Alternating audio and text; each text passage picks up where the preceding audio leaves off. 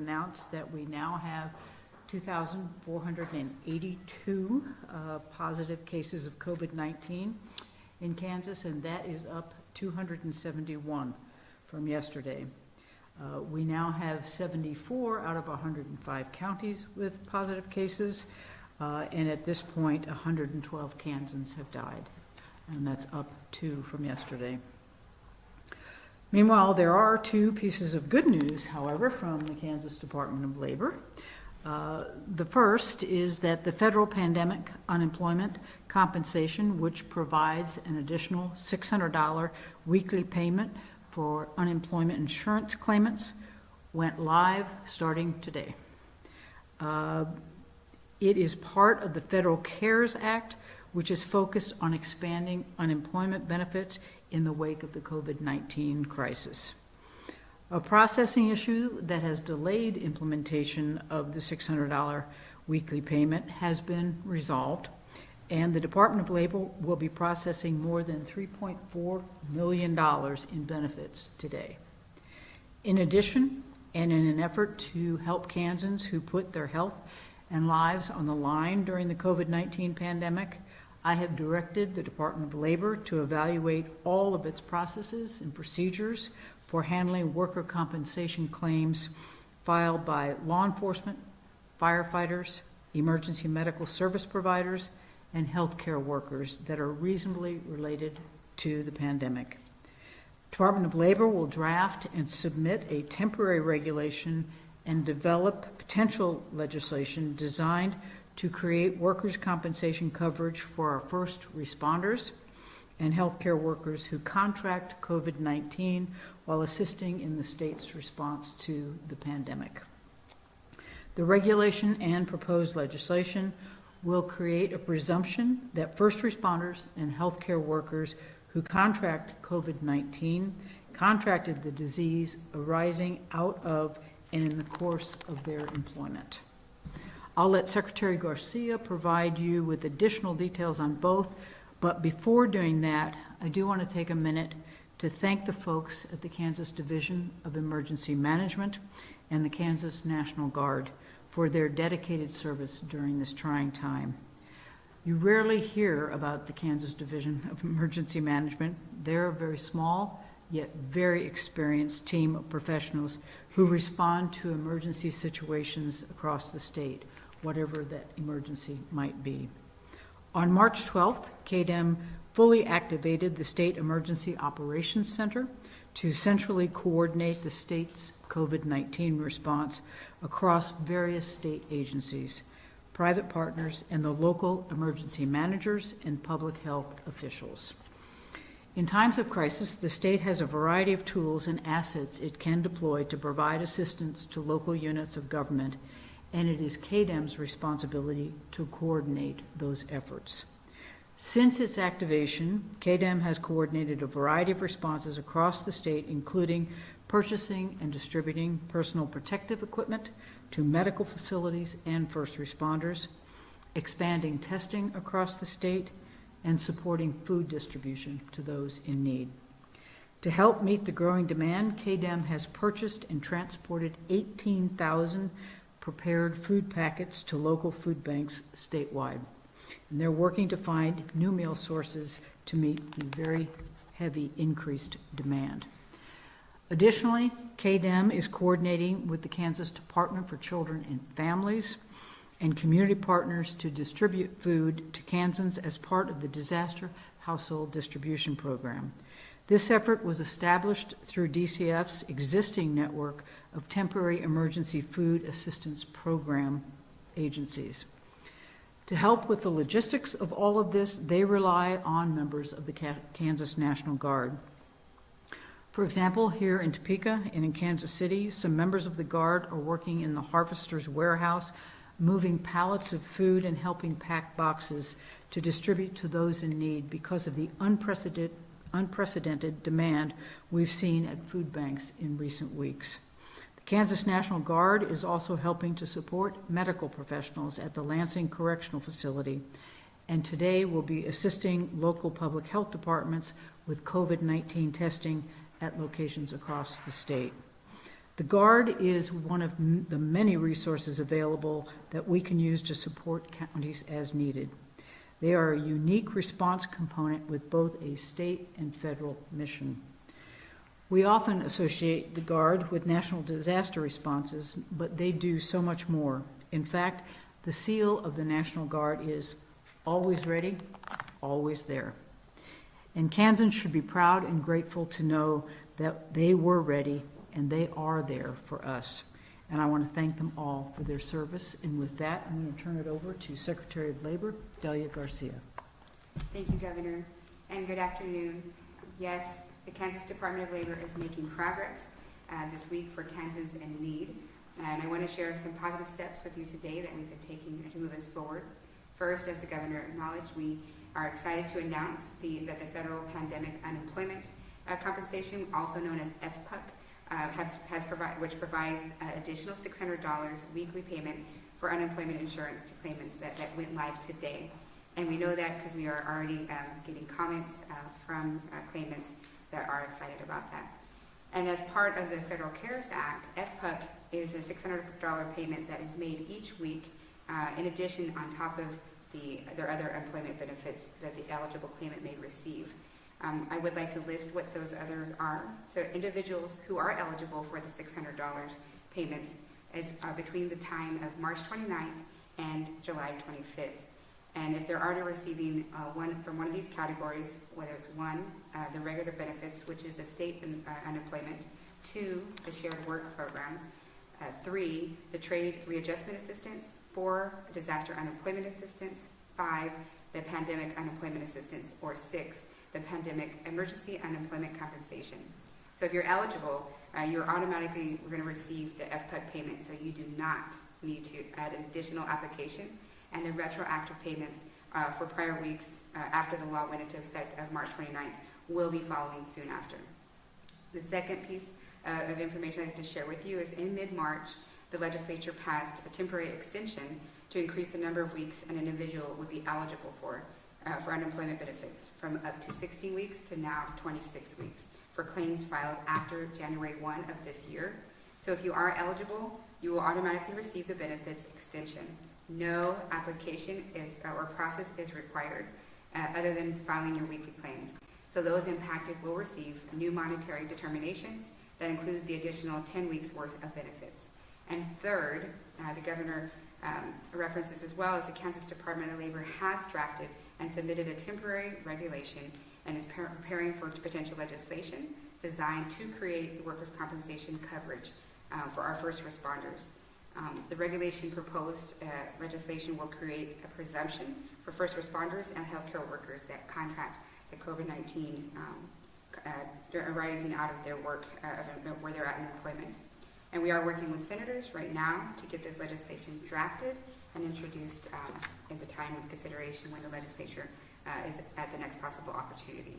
And finally, I am proud to announce the availability of our Spanish language website at www.getkansasbenefits.gov.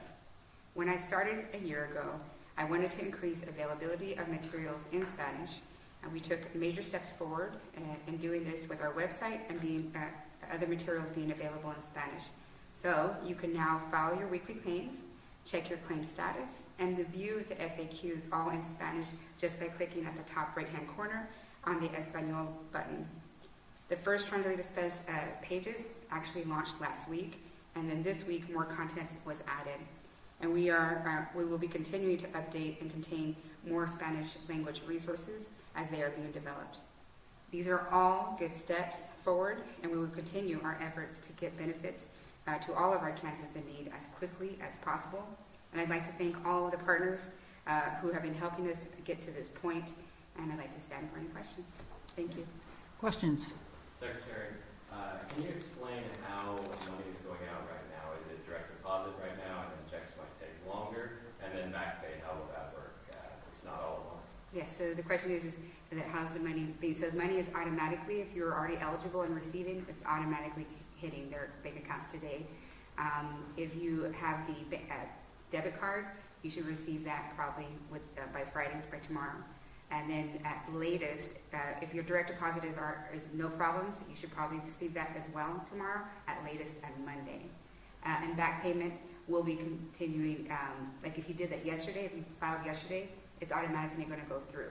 However, if you did it like 2 or 3 weeks ago and there may be a back payment, you will still get the payment just later. So it's not like if someone's going to get $1,800 today? Not today. But it's in the fall. Yes. Governor, with all due respect to your anniversary, the word maybe didn't get it to the folks outside. They have some rather choice words for you: tyrant, fascist, dictator among them. You want to have a chance to respond to some of that? Okay, so you're asking me how I'm responding to all the names I was called today. Yes, ma'am. Well, Brad, one of the things that many people don't know is that I actually used to work with adolescents, and so there is no name in the book that I haven't been called at some point in my life. Some of the protesters out there were wondering, well, not wondering, saying that you should go out and speak to them. What is your message to them? I think I've been pretty consistent in my message to them, is that I understand their frustration. I really, truly do. I'm as frustrated with this, and I wish that I could just snap my fingers and have this all over with, but we can't do that. We really do have to pay attention to the science, pay attention to the reality on the ground, and reopen our economy as health indicators allow. I've spent this entire week and will next week working with our industries across the state. Today I was on the phone with the hospitality industry, so our restaurants, hotels, our tourism industry. I've been on the phone with all the chambers, with the small business folks. We're really talking with all of them in preparation for lifting the stay-home order on May 3rd. As I've said before, we may not be able to do that, but it's our intent to do that. And so we're working with all of our different sectors across the state to put into place some base guidelines that will work, but will be very clear so there's no confusion in preparation for that moment. It can't come soon enough, but we also can't rush it. Governor, the whole issue with the stimulus money is still sort of playing out in D.C., and now all of a sudden the Republican leadership and even some members of your delegation here are sort of reticent about the idea of giving you money, or any state money, that can be used to offset the revenue declines that everybody's going to see. How much support do you think you can count on from the state's congressional delegation to try to get that stimulus money or get some flexibility that would allow you to backfill the holes that everybody's facing? We have had a lot of support from our congressional delegation, particularly Senator Robertson, Senator Moran. We've had multiple conversations with them. I think our congressional delegation is very well aware that it's imperative that states and local units of government be given some assistance to backfill those revenue holes that have occurred. If you think back to the recession in 2007, 8, 9, the federal government did exactly that. They sent funds back here that allowed us to fill some of the holes so that we didn't have to so drastically cut education. We didn't have to cut our Medicaid program.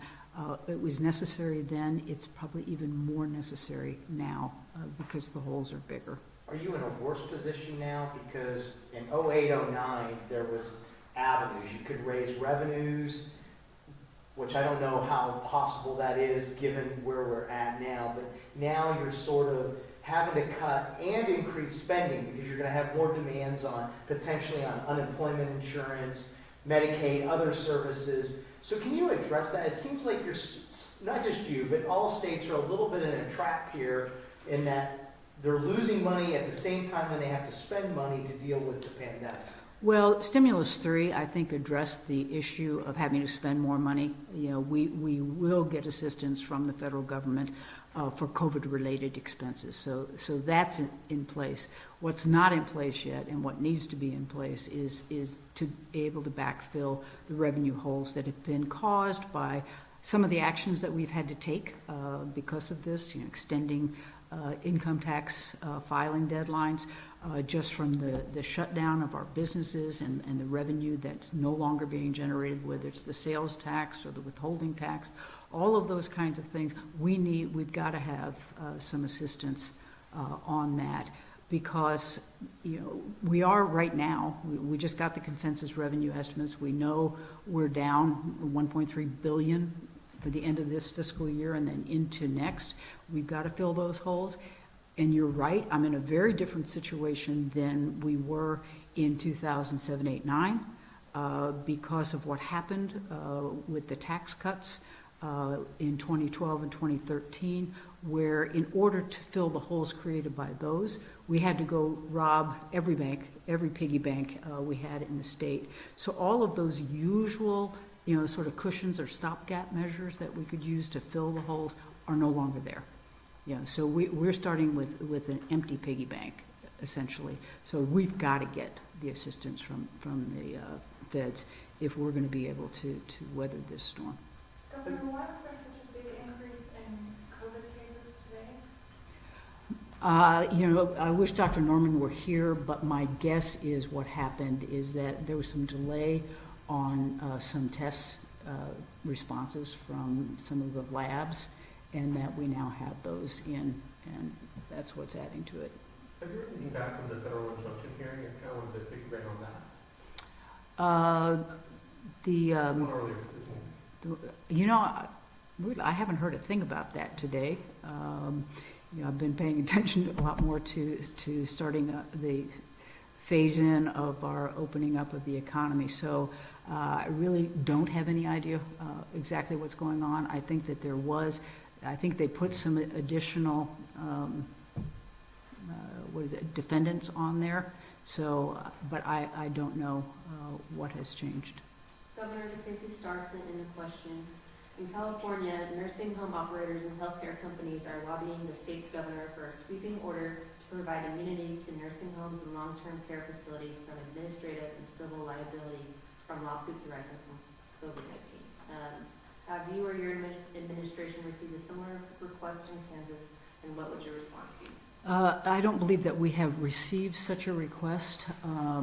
One could always come in, and should that come in, we will look at it and we will address that, in Kansas, with a Kansas focus. We'll see what we need to do.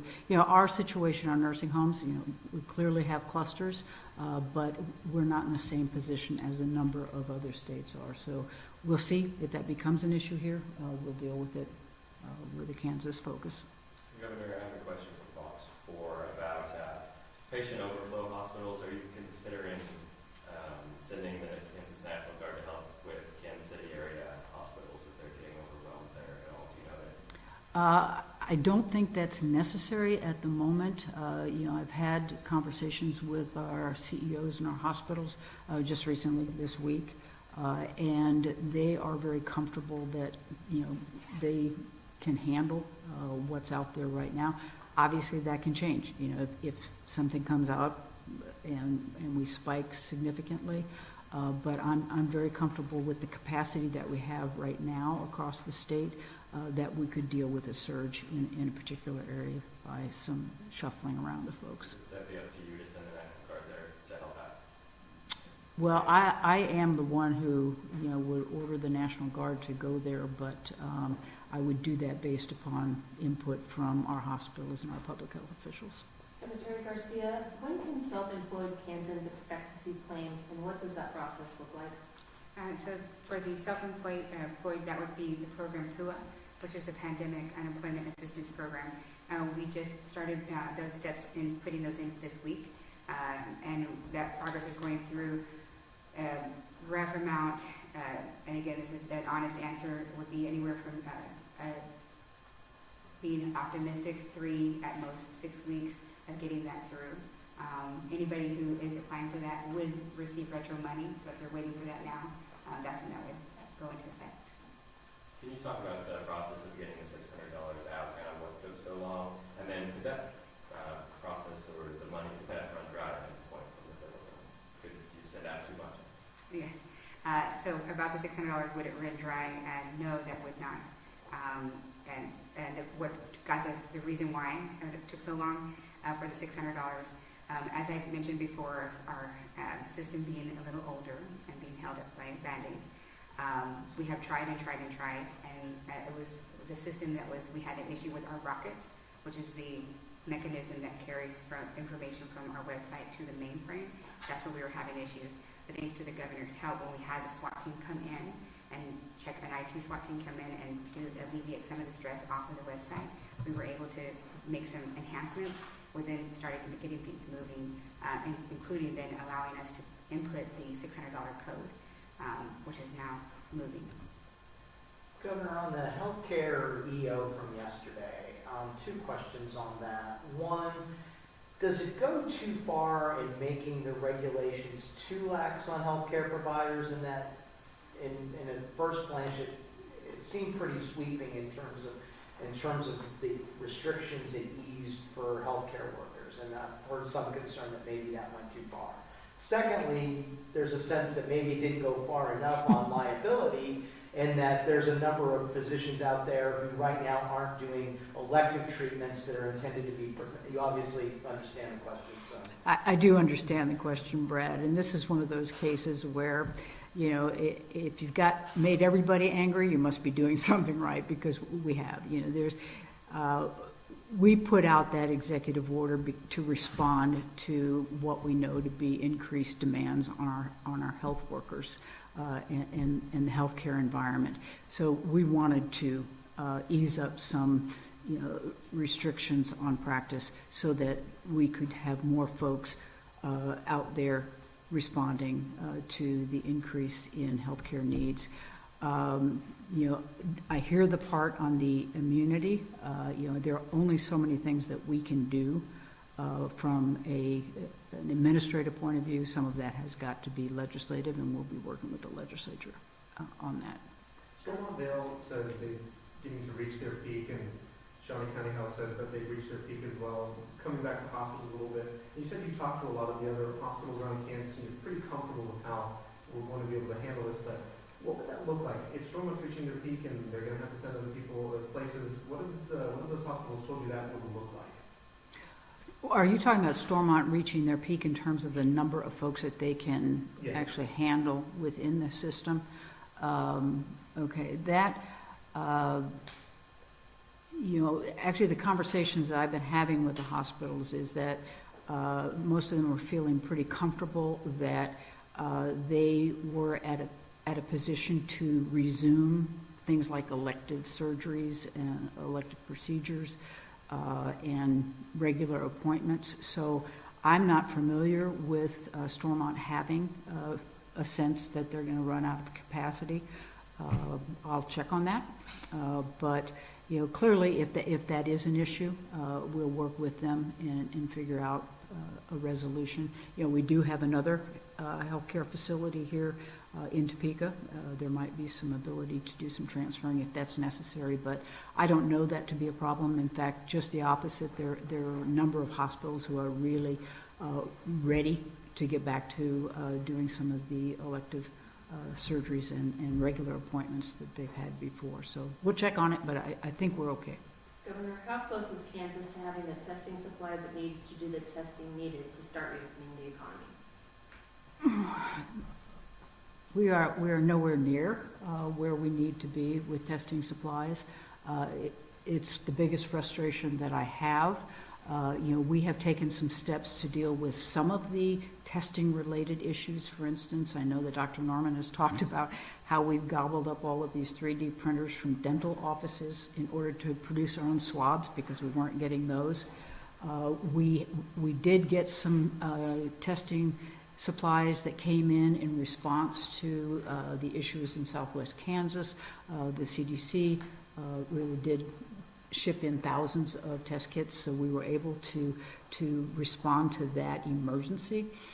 But just in terms of regular shipments of tests and test supplies that we need, we continue to not get that response. We did just get told by FEMA that we really shouldn't be going through them. That was news to us. We should be going through the CDC. So We've turned our attention back to the CDC, and we're working directly with them. But I'm also looking at other innovative ways to make sure that we get those test kits into the state of Kansas. It's imperative if we're going to be able to lift that stay-home order. You know, I think there are 3 guidelines that have come out, even from the White House, that we've got to have testing, we've got to have contact tracing, and we've got to have the surge supply in the hospitals should something happen. So I think we're good on the hospitals. I think KDHE is putting together a very robust contact tracing, but the kits, the testing kits, are still the barrier that we have right now. So I'm looking down a lot of rabbit holes trying to figure out how we can get those test kits here. We need them. Governor, are you worried about what you saw outside when it comes to social distancing? Maybe over 1,000 people fairly close to each other. Do you think that could spike cases? I certainly hope not. You know, it's not a good idea to do that. And I wouldn't have recommended it. But we'll hope that those folks all get home safe and sound. Governor, is there a possibility that schools may not reopen in the fall? Is the Board of Education developing an online plan for this? And do you worry students could fall behind? Well, we hope that our schools will be able to open in August. Given how we're going, I'm cautiously optimistic that that will happen. As we phase in sort of the lifting of the orders, we'll do phase 1, phase 2, phase 3. I think if we can get to phase 3, it would allow our schools to reopen. But I think we have to be prepared because there's lots of chatter about a new wave hitting in the fall. So looking into October, November, I think we've got to be ready. Fortunately, Kansas put in what has really become sort of the gold standard for continuous learning guidelines. We were the first to shut the schools down for the whole school year. Our teachers and our administrators put together a really robust online learning program, academic packets to go. We've got school nutrition programs going. We've got continuation of mental health services. The ability of our schools to provide for some child care for frontline workers. So we have the model. I hope that we don't have to use it in August, but if the wave comes back in October or November, we already know what to do, and we could revert to that. So I want the schools open. I want Friday night football. I want all of that to happen, and that's our goal, but we're going to be prepared for either one. Governor, at this point, after the events of yesterday with the LCC and the tit for tat that was sort of going back, that there's got a bigger issue obviously at play, how would you size up your relationship right now with the legislature, particularly the conservative Republican element of the legislature? Well, I always like to separate it out, the rank and file legislature I think I have a very good relationship with. Obviously there's been some, as you say, tit for tat with legislative leadership. I think that even with all of that playing out in the public, I still maintain a decent working relationship with a number of them. I was in the legislature for a long time. I know how that all works. I understand the politics of it. I don't have time to play the politics back. I just have time to do this job. And so that's how I will continue to operate, is just focus on getting us through this in the best possible manner. As I think we're looking at all our options to deal with some of the issues that were raised by the legislature or the LCC sort of adjourning and not coming back till after May 1st. Do you have any update on, you mentioned they're looking at those options, what might come out of that, what those options are? We've got a number of things that we're looking at. I've got as I said yesterday, I've got my legal team looking at that. We want to make sure that whatever we do is within the bounds of the law, and and that the timing of that is appropriate. So, I can't really give you any details right now. I just want you to know we're looking. We fully expect that we'll be able to come up with an option to allow us to continue under the emergency declaration, because if we couldn't, it would talk about a disaster. That would be a disaster. One more question? When calculating a 14-day downward trend to kind of begin phase one of reopening and kind of rechanging things, does a spike like today's throw things off, or does Kansas account for those numbers when accounting for this?